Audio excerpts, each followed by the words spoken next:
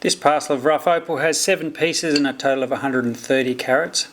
Now this piece is quite interesting. It has this nice colour in there, and it does look sandy from the outside, but I've put a flashlight through it and it seems to have quite a bit of clear colour inside. So if you're going to get some nice colour out of it, or this sort of colour, there should be a fair bit of it in there.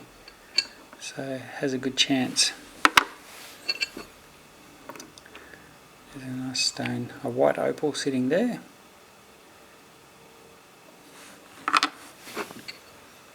This one here is a little bit different. I think it's a little bit more sandy, and I'm not sure that that one will clean up.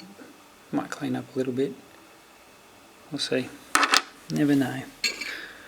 This one here, pretty basic stone in there too.